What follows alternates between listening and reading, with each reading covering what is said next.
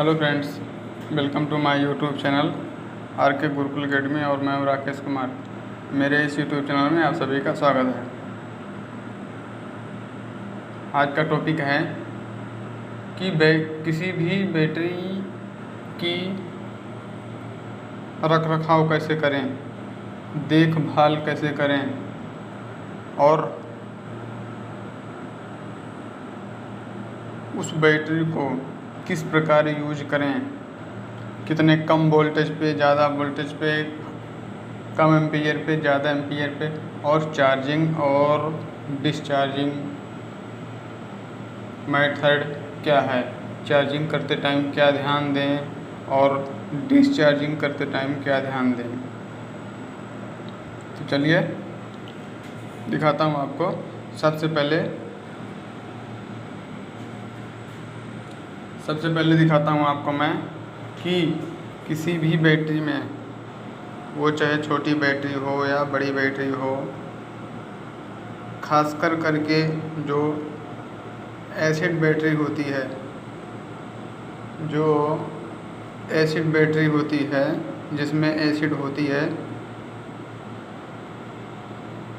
उस बैटरी को चार्जिंग करते टाइम उसका कैप खोल देना चाहिए।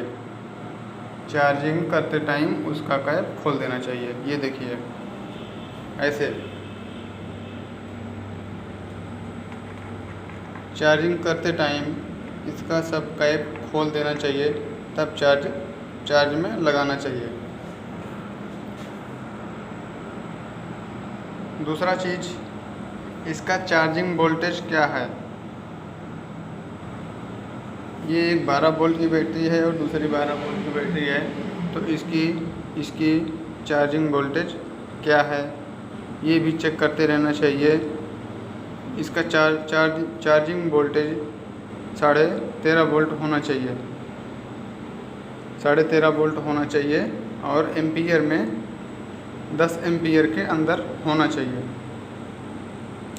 अब देखते हैं किसी भी बैटरी के टर्मिनल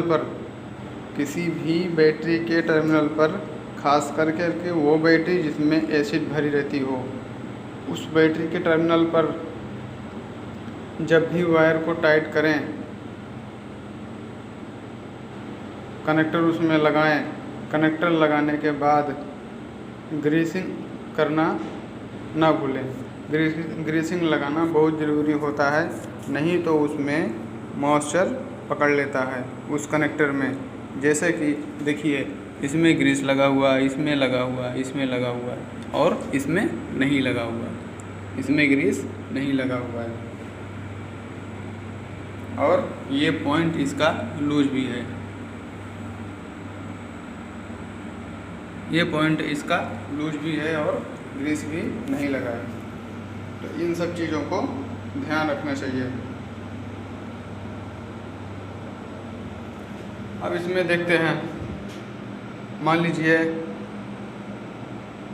ये लीड एसिड बैटरी है, ये लीड एसिड बैटरी है, सूखी बैटरी है। इसको चार्जिंग करें या डिस्चार्जिंग करें, उसके लिए इसमें कोई कैप नहीं खोलना पड़ता है, सेल का कैप नहीं खोलना पड़ता। लेकिन ये ध्यान रहे कि जो वायर बैटरी के कनेक्टर में टाइट कर रहे हैं, उस वायर को टाइट करते टाइम जो यहाँ पे नट बोल्ट यूज हो रहा है, वो नट बोल्ट एसएस का यूज होना चाहिए, वो नट बोल्ट एसएस का यूज होना चाहिए। फुल टाइट होना चाहिए, थोड़ा भी लूज नहीं होना चाहिए, थोड़ा भी लूज नहीं होना चाहिए। अब आगे देखते हैं कोई भी बैटरी क्यों फूल जाती है। कोई भी बैटरी क्यों फूल जाती है, इसको हम समझते हैं। कोई भी बैटरी हो, वो इसीलिए फूल जाती है कि या तो वो बैटरी बहुत ज़्यादा चार्ज हो गई है, या तो वो बैटरी बहुत ज़्यादा चार्ज हो गई है, या तो वो बैटरी डैमेज हो गई है। और कभी कभी बैटरी चार्जिंग करते करते फूल जाती है, क्योंकि उसके सेल ख़त्म हो जाते हैं, उसके सेल ख़राब हो जाते हैं। तब लोड पर वो बैटरी ब्लास्ट भी कर सकती है, वो फूली हुई बैटरी लोड पर ब्लास्ट भी कर सकती है। इसीलिए कोई भी बैटरी हो, जब चार्ज कर रहे हैं तो ये देखना ज़रूरी है कि बैटरी का टेम्परेचर ज़्यादा तो नहीं हो रहा है, बैटरी का वोल्टेज कितना है, बैटरी का एम्पियर कितना है, ये सारी चीज़ें चेक करना बहुत ज़रूरी है।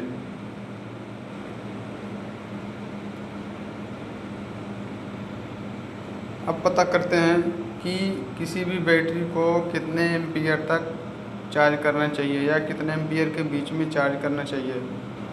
कोई भी बैटरी हो, उसका चार्जिंग वोल्टेज, अगर वो 12 वोल्ट की बैटरी है तो उसका चार्जिंग वोल्टेज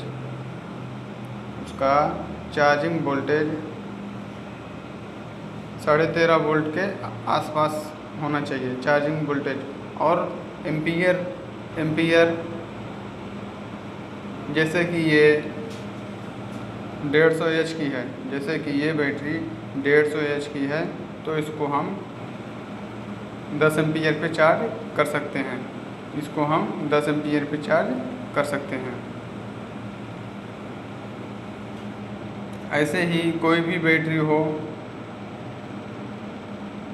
उसको डेली चेक करना बहुत ज़रूरी है, उसको डेली चेक करना बहुत ज़रूरी है। ना ज़्यादा हाई एम्पियर पे बैटरी को चार्ज करना है, ना बहुत ज़्यादा हाई एम्पियर पे बैटरी को डिस्चार्ज करना है। और बैटरी को ऐसी जगह रखना है, ऐसी एरिया में रखना है जहाँ का टेम्परेचर हाई ना हो। अगर उस एरिया का टेम्परेचर हाई होगा तो बैटरी का टेम्परेचर हाई हो जाएगा और बैटरी फट भी सकती है हीट के वजह से। इसीलिए इन सब बातों का ध्यान रखना बहुत ज़रूरी है। और कोशिश करें तो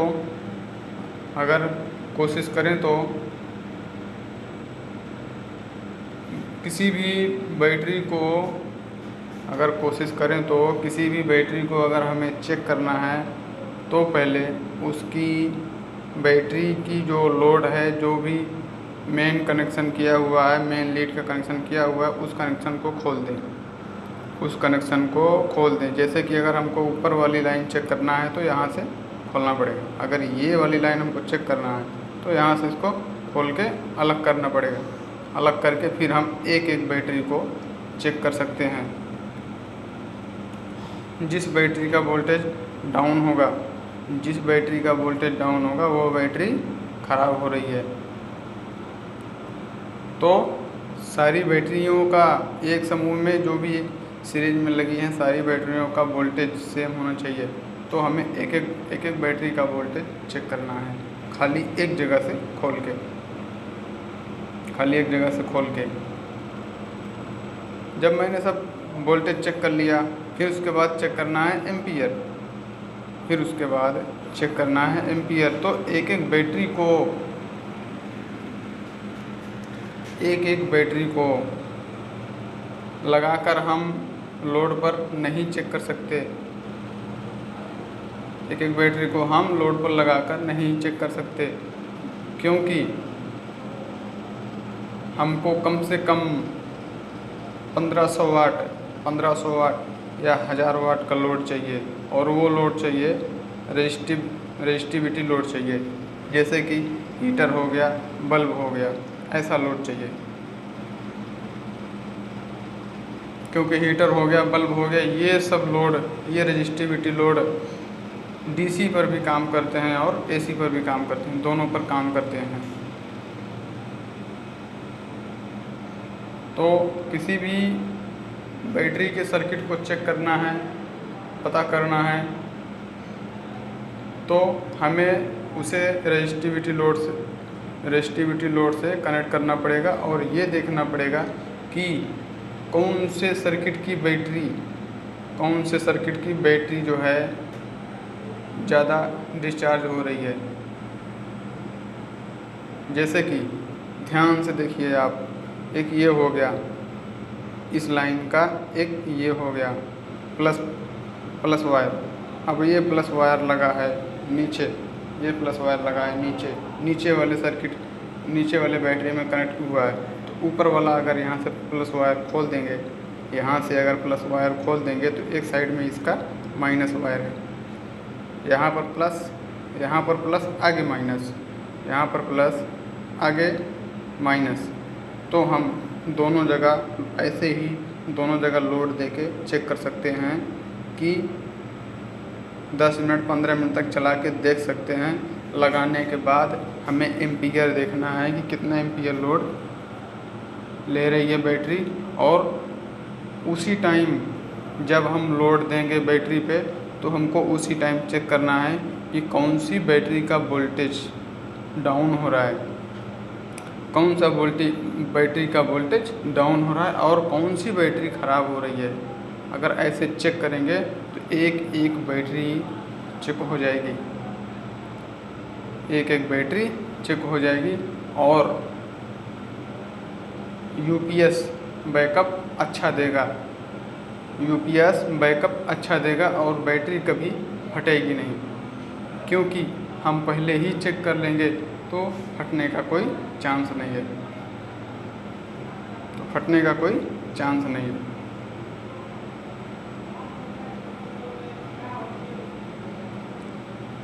मिलते हैं नेक्स्ट वीडियो में। जय हिंद, जय भारत।